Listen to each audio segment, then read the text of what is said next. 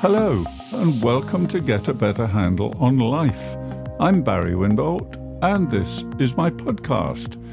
I'm joined today by Suzanne Mountain. She specialises in helping people develop an entrepreneurial mindset. She's a business coach, and she has a particular niche. Hello, Suzanne. Can you tell us what that particular niche is, please? Yeah, so I'm passionate about helping older entrepreneurs start and grow their own businesses. And by older, I mean midlife, 45 plus, but I've had clients who are in their 80s who've come up with an idea of something they want to do, or they're passionate about something, or even they've had a hobby and then they've accumulated a lot of things that they've made, and they're suddenly like, I want to sell this stuff. You know, my family keep telling me that it's worth something. So I help them start businesses. Brilliant. So you help older startups, in fact. We tend to think of startups as being a youngish business, but I read recently some very interesting research that actually success in entrepreneurship, unsurprisingly actually, of course, because experience counts for a lot, the rate of success increases with age up to a certain point. And I think the sweet spot was about 45, actually, in the research I read.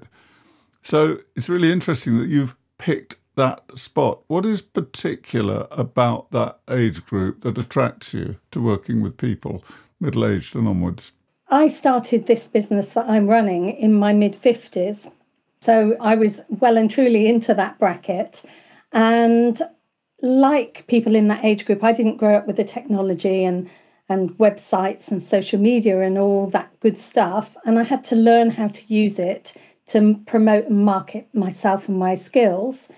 And then people started coming to me and saying, can you teach me how to do that? So it's almost like this niche found me rather than I found it, because I started showing them how to do it.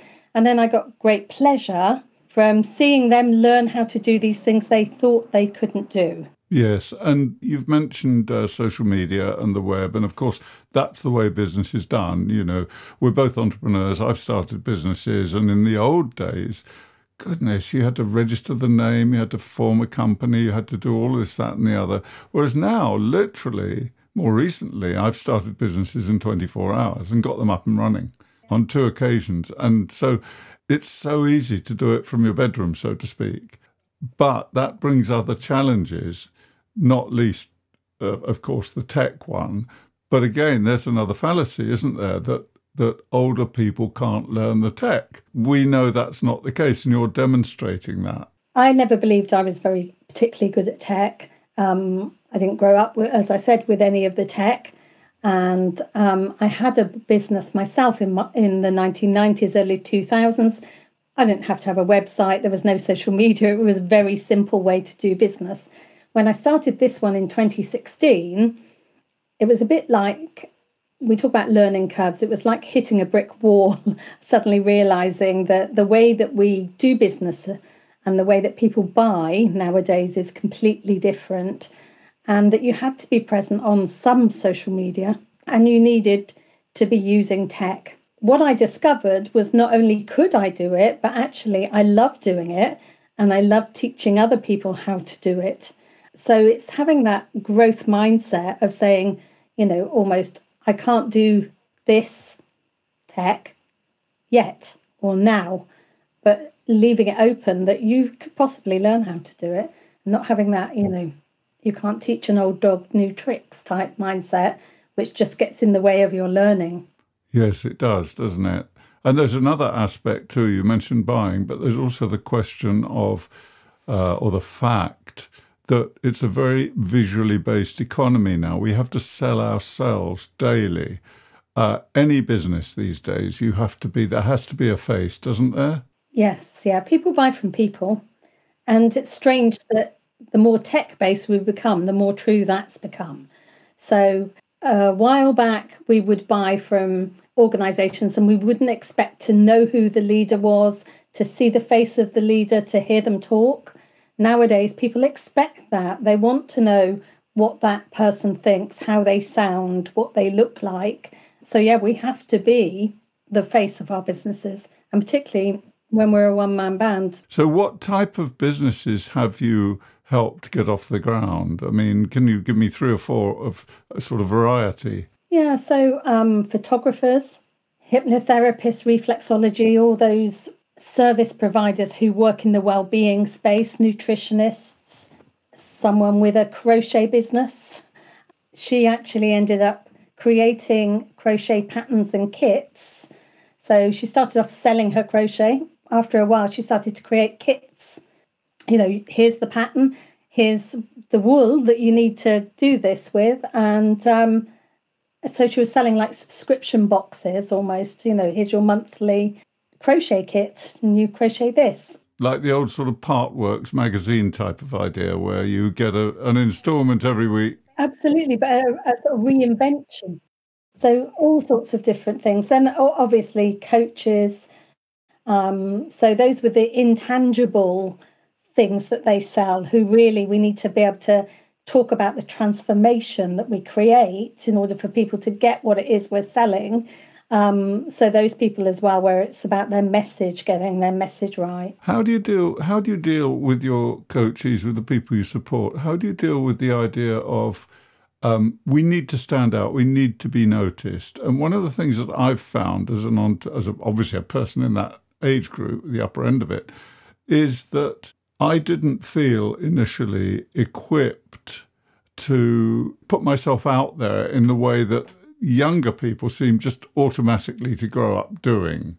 So has that been a particular hurdle or difficulty? Yeah, and I think that's often about our mindset. So, you know, if I go back to, we didn't grow up with this. Our children have grown up taking their own photos on their phones since they were, 10 or whatever. And the even younger generations have been doing it all their lives, playing with phones as babies. You see them doing it. We didn't do that. So it's harder for us to get started doing it. So, my guidance is really simple. Just get started. Even if you just, on your phone, if you're looking at Facebook or whatever, you can do a live video just to yourself. So it doesn't go out to anybody else. So you can just have a practice and see how it is and get used to what you look like and what you sound like, because that's normally the big issue.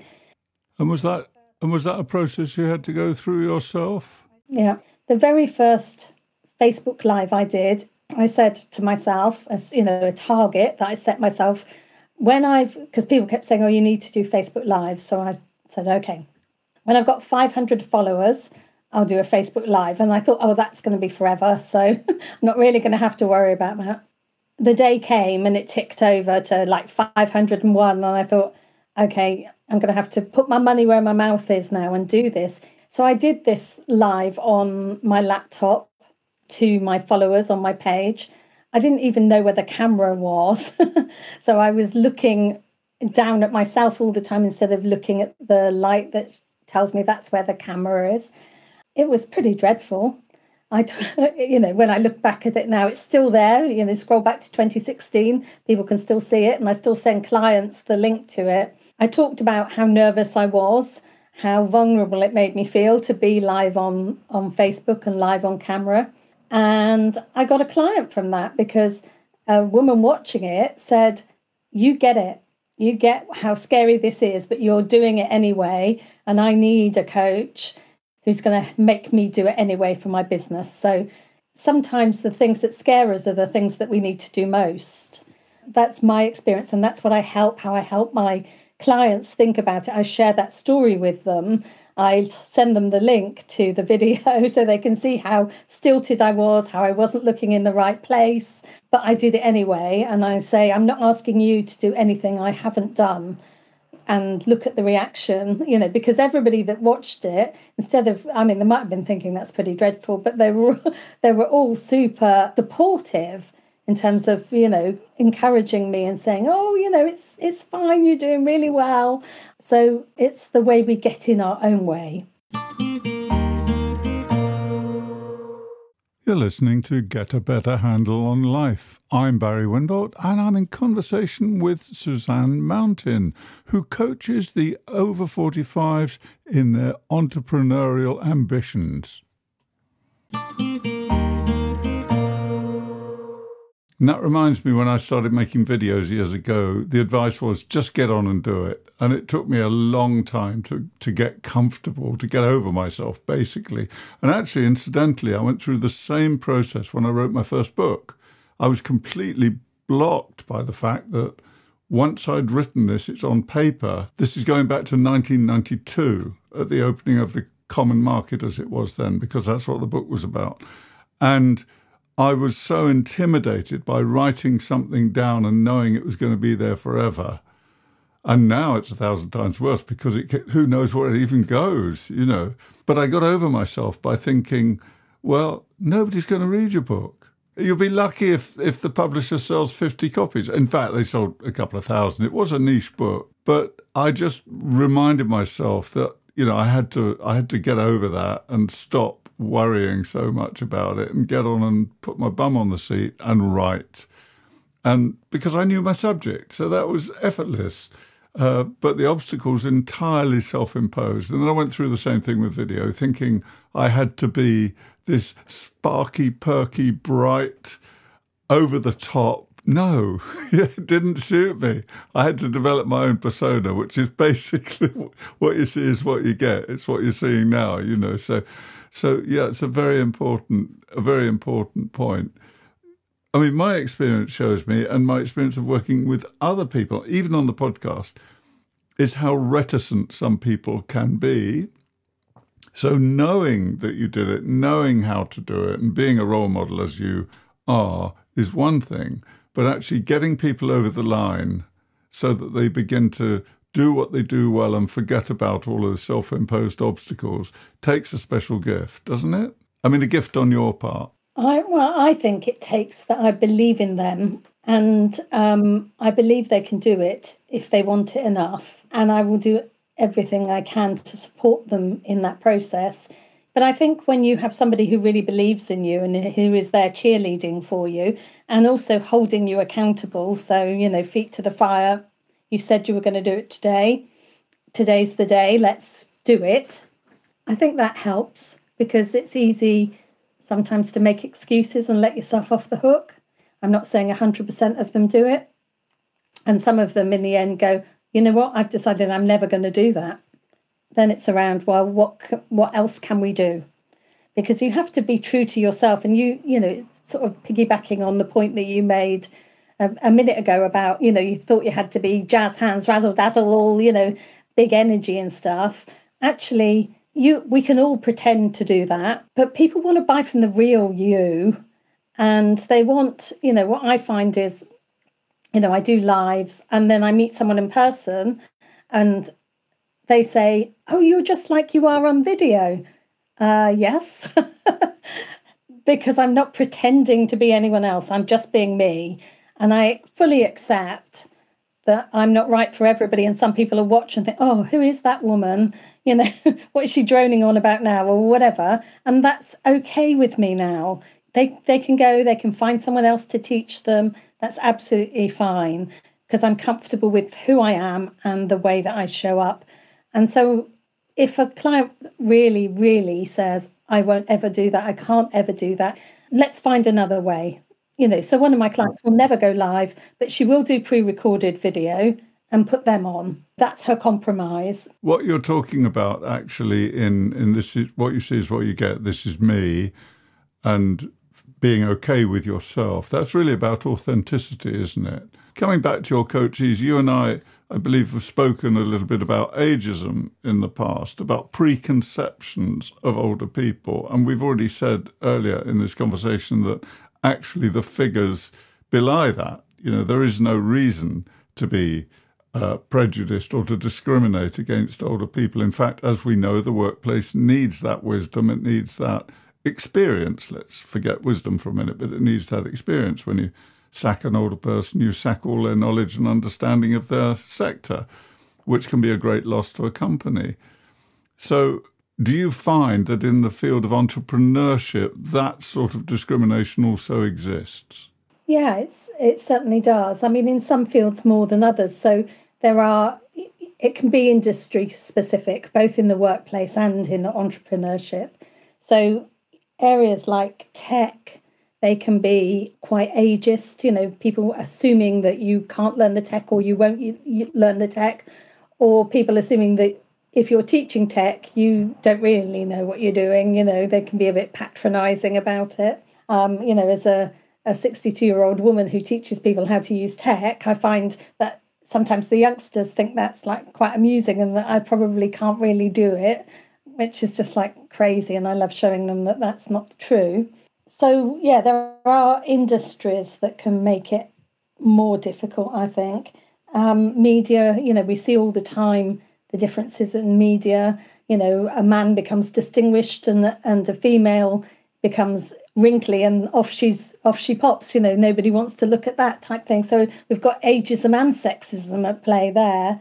So there are those things. But I was chatting to a lady earlier in the week, and she's a hairdresser, a very experienced hairdresser, and runs her own business. And she was saying that quite often people will feel that they will get a more on-trend haircut from a younger hairdresser. They don't look at all the years of experience she's got, all the years of looking at someone's face shape and hair type and what will or won't work for for those, and the fact that she invests in herself still to keep her skills up and to understand new trends. So it can play out in small businesses as well. Another client is a photographer. She's had people say, oh, well, you wouldn't want to lie on the ground and take photos of my family in bluebells, and they're making assumptions because she's not 25. They think that she doesn't want to do that. Well, she does the most amazing bluebell shoots, and she absolutely lies down on the ground to make sure she's getting the best shots or stands on something or whatever it takes to do the job. So, yeah, even as entrepreneurs, while we try to create our own workspace and our own business, we're still sometimes up against other people's misconceptions. Yes, there's something called surfacing assumptions that crops up in my work, and I was talking about it the other day. And actually it involved kind of reverse ageism. It involved a young person trying to make their way in. It was in a technical sphere, actually, where essentially the old guard was holding sway, and they were predominantly in their 40s and upwards. And she felt that she couldn't make her voice heard, to a point where she was actually changing how she dressed and acted. And she said it made it a little bit better, but not much. And I think it got me thinking about this whole thing. It's really about respect and understanding each other, whether it's whatever direction the ageism is happening. It isn't only for older people. It's about different generations. And you'd have the same thing in cross-cultural scenarios, where you've got people from different cultures working together. You have to sit down and clear those assumptions so that you can have proper conversations. Would you say? Yeah, absolutely. Spot on. And it's not just in the workplace. It's, in communities as well. We as older people and people even older than us and the youngsters, we all need to sit and chat, at family events, mix with the youngsters, talk to them about their perceptions, how it is for them, understand them, and talk about your experiences too, because then the generations start to understand each other better, and that breaks down some of that unconscious bias that we have. It's a societal issue, not just a workplace business issue, is what I would say. Absolutely. I couldn't have put it better. Yeah, that's what I was driving at, really.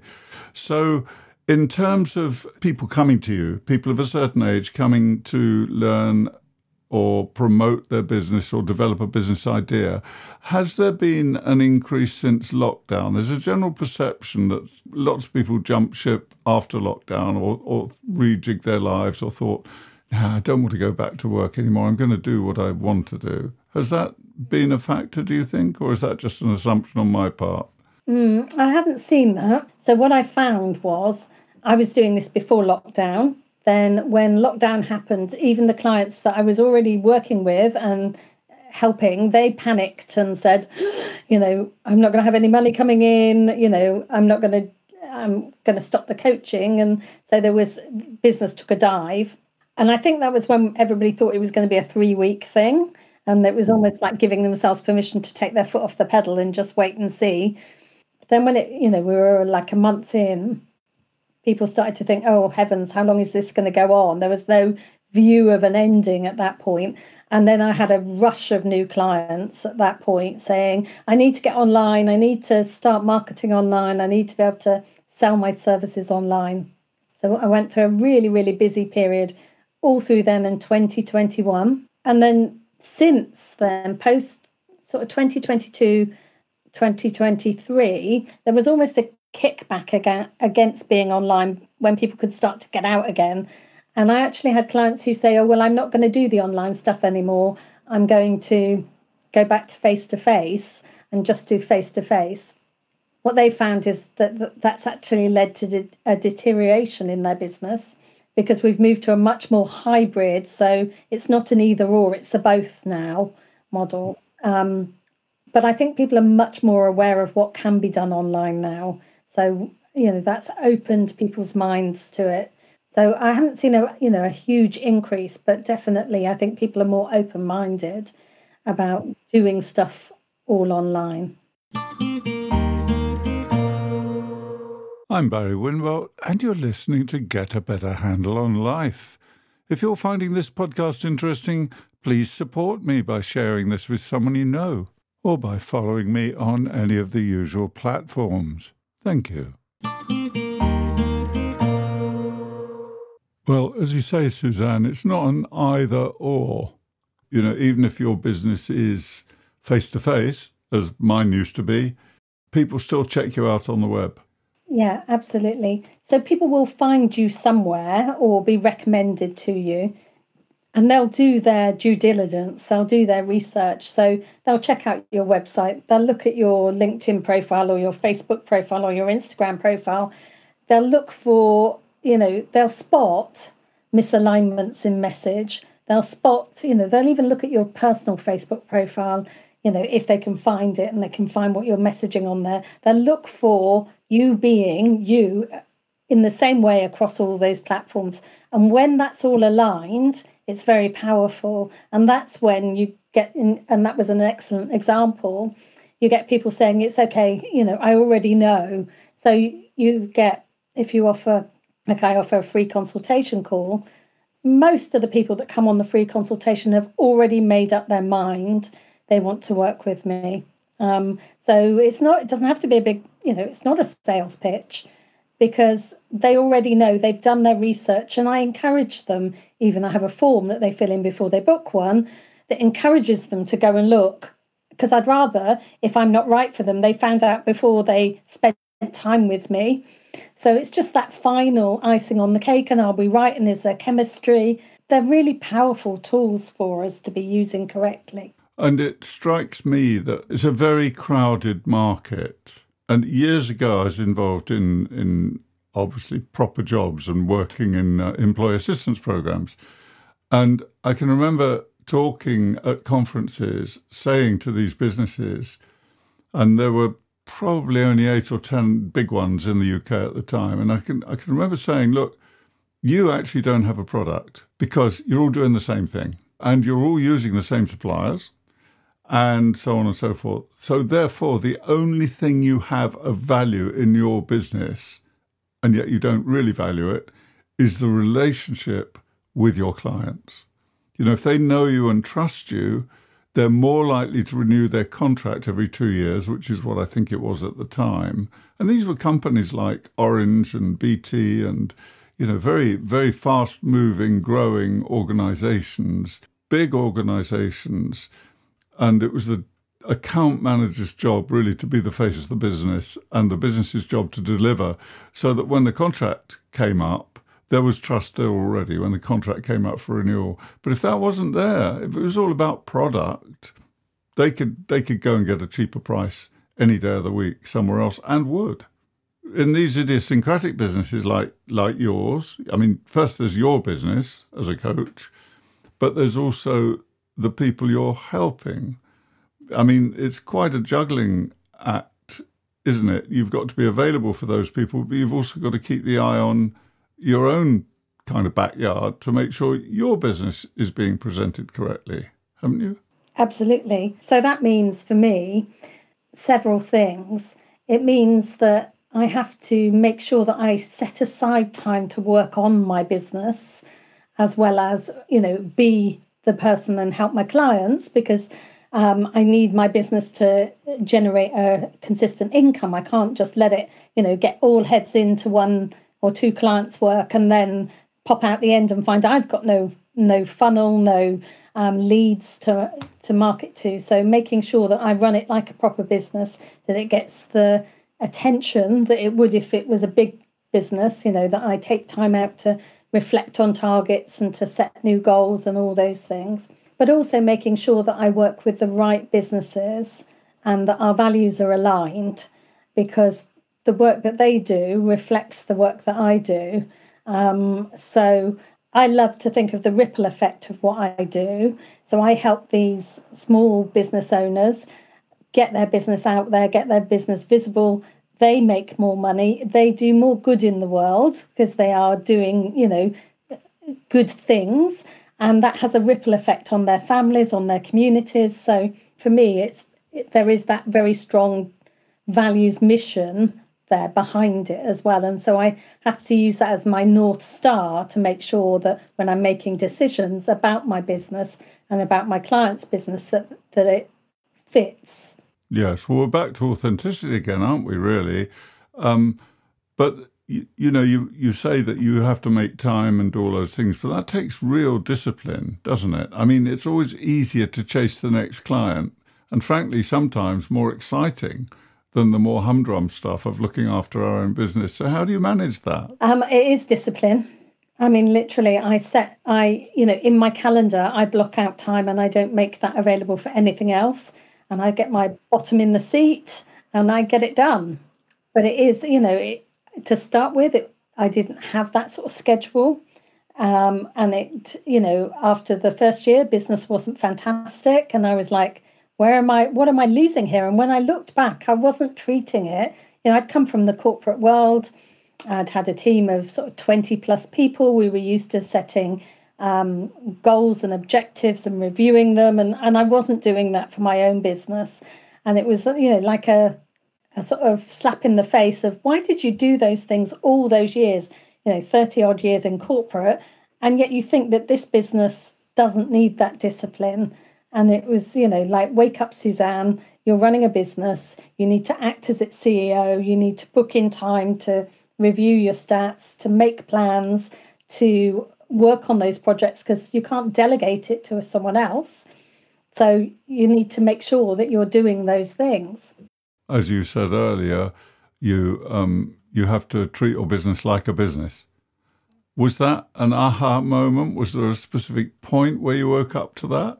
Yeah, and as I said, so I started my business in the February, and it was the end of that financial year when I'd been sort of gallivanting around networking and coaching and doing various things, but not really putting any structure and any foundations into the business.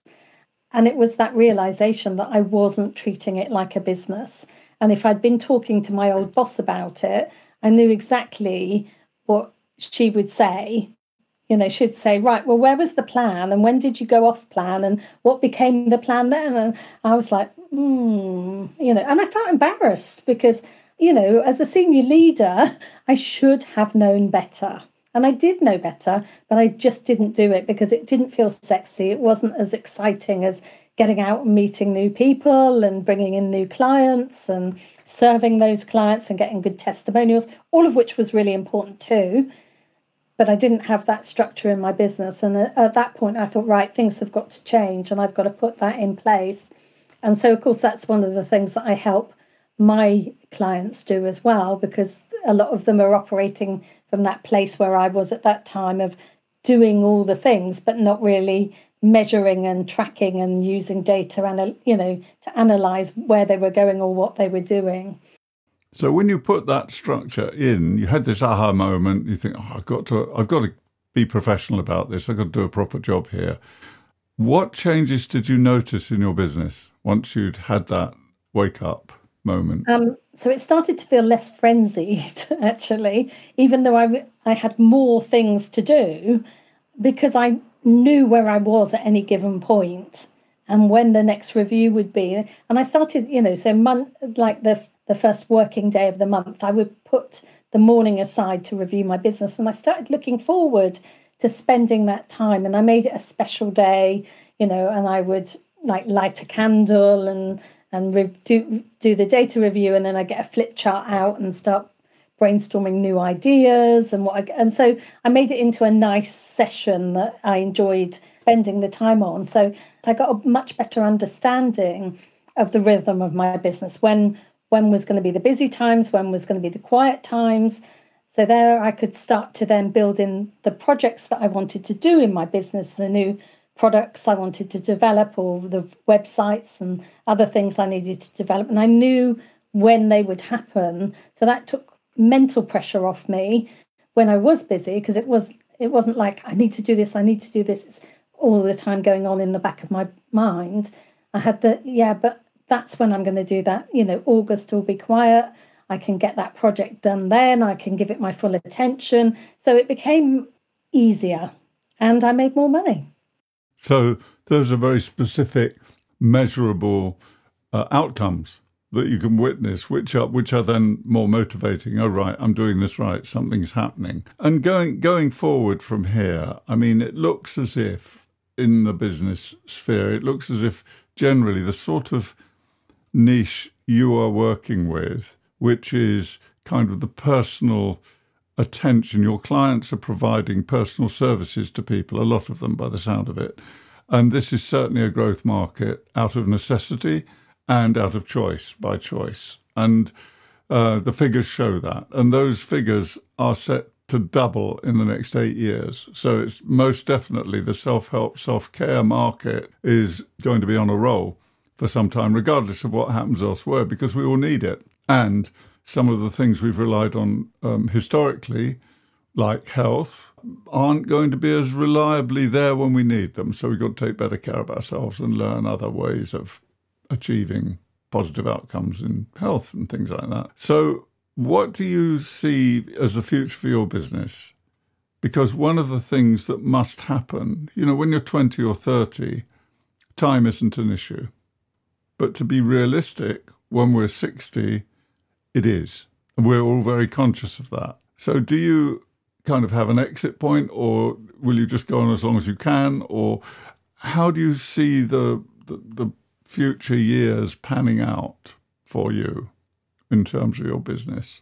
So I think it's an interesting question. My husband's already retired, so I'm very conscious of time. So I deliberately don't work all the time that I could work. I restrict the number of clients that I have for that reason. But I have done more to get help. So using virtual assistants, using freelance admin support to make sure that I can do more of the coaching side and less of the admin side of my business. So that helps me work less hours, but get everything done.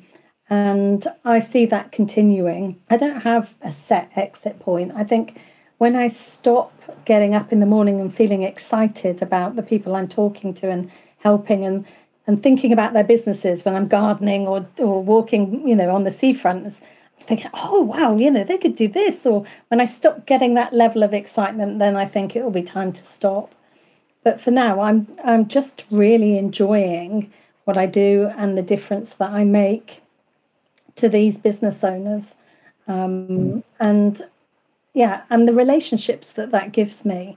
They can become very deep relationships over the period that we work together. They can become friends. It becomes on another level than just a client. And I enjoy that very much. Well, coaching in general, other coaches have told me, that it's however superficial and businessy you like to keep it, actually you're dealing with a human being with all that entails. And so we can never separate the two, can we? And it sounds as if you are very authentically living the role that you're demonstrating to your clients, to your coachees. This is how it's done, while actually teaching them and conveying the skills to them that they need, and helping them set direction and strategy and all of that. Yeah. And one of the things, so, part of my story was we were living in Berkshire. That's what my husband worked in Reading. I worked across the country and Ireland, so I travelled a lot. And then I set up my own coaching business. And in 2020 or 2019, actually, we decided we were going to move down to the coast. And strangely, I felt sort of slightly reticent to tell my clients that we were moving, even though I worked with them mostly online. What I found was when I told them my story about we'd always wanted to live by the sea and my husband's family are down there, and so that's why we've chosen down there, they were inspired by that, because a lot of them said, we'd love to live in the mountains or in the country or by the sea. And them seeing that I'd built a business that I could pick up and lift and move down here, instead of them thinking, she's distracted by her move, and they actually became closer to me because they saw that I was living the dream, as it were, that they had too. And it made them feel that what they wanted was possible at some stage, that that you could build this business, that you could shift somewhere else and it not have a detriment on your business. Yes, so it comes back to this, we can tell people, or they can read about it, or they can watch videos about it, but when they know somebody who does it, when we show them that it is possible, we open up their way of thinking. Suzanne, it's been a real pleasure speaking to you. Is there anything you'd like to add to inspire over 45s? What if there's somebody listening to this who's kind of hovering on the edge of doing something for themselves, along the lines you spoke about, maybe they've got a hobby or an interest, or maybe something completely new they've never done, what would you say to them? I'd just say do it.